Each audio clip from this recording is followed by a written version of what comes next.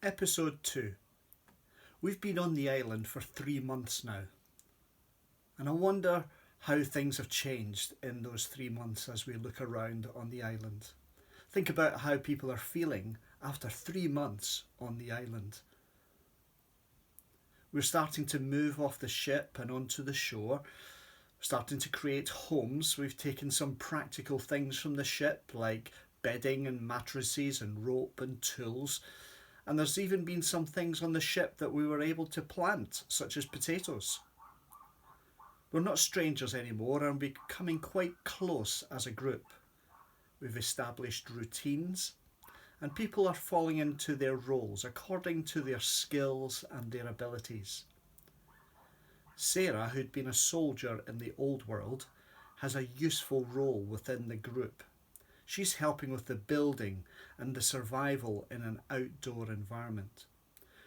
Her skills have been in outdoor work, and so she's been helpful in orienteering and able to map out the island, looking for plant life and seeds that we could take and cultivate. After that first evening, it became our custom to eat and sit together around the fire. The elderly couple would cook a meal while everyone was out doing the hard work during the day. Some people were missing their families a great deal. Often conversations would revert to talking about home and family and who we were missing.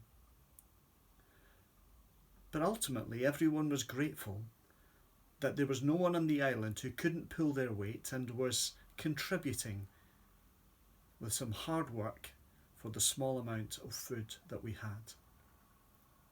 The old lady especially, she was delighted to be playing her part.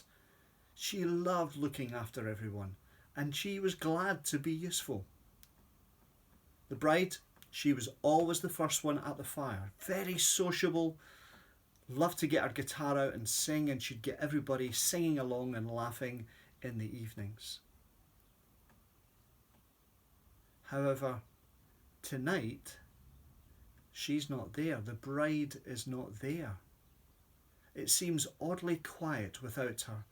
People start to speculate as to why she's not there. After waiting for quite a long time, everyone decides to eat anyway. People are still quite on edge about why she's not there. The sun starts to set and it feels a bit darker than usual. Someone wonders if maybe she's ill.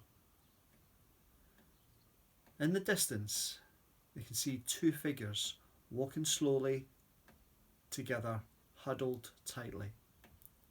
As they get closer, everyone can see it's the bride and her groom, her husband, and they are both looking very serious. She's holding him tightly and she can't look at anyone.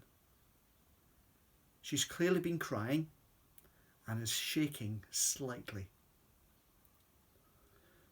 Silently, they join the circle and everyone is waiting in suspense.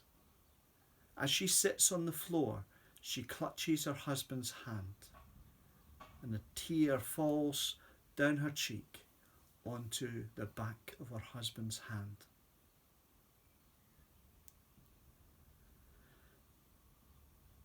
Quiet conversations are going on about what's wrong, what's happened. What does anybody know? What have we noticed? Has anything happened today?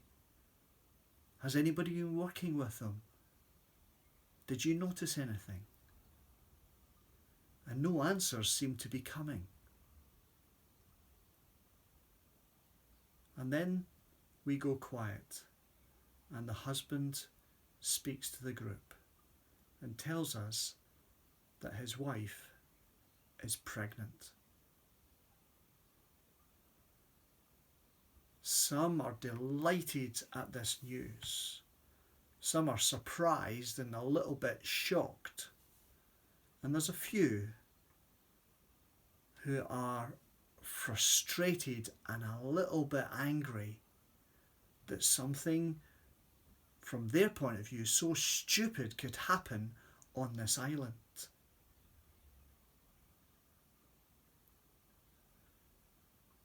And conversations and questions start to pour out about how are we going to be able to support? What's going to happen to the mother and the baby? Are they going to be able to survive? What if there are complications? Is it our responsibility across this group to make sure that they survive? Are we involved in some way, or is it their responsibility? What if the baby doesn't survive? What if the mother doesn't survive? How will the husband feel? How will we feel? And we start to, once those questions get aired, start to think about, actually, this is about survival. This is about hope. This is about the future. And most of us start to respond positively to the news and respond with offers of support and action and skills and abilities and resources to make sure that everything goes well. Because we believe that actually, if we are able to in some way ensure that the mother and the baby survive, then maybe there is hope for survival on this island. Maybe it means that other babies could be born and survive.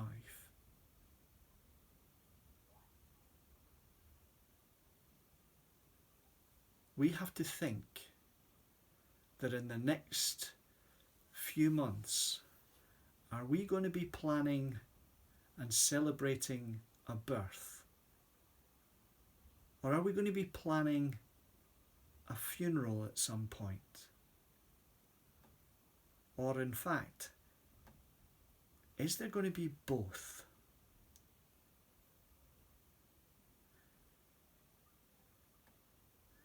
That's the end of episode 2. Some of you have been taking notes in episode 1 and now in episode 2. And it may well be that you've decided already which character you're going to be in the story. It may well be you're going to be yourself. It could be that you're one of the characters that we've been talking about. Sarah the soldier, the groom, the elderly couple, the captain, those sort of people that have been mentioned. Or it may well be that you're creating your own character. That's fantastic. You carry on with that. But make notes just now.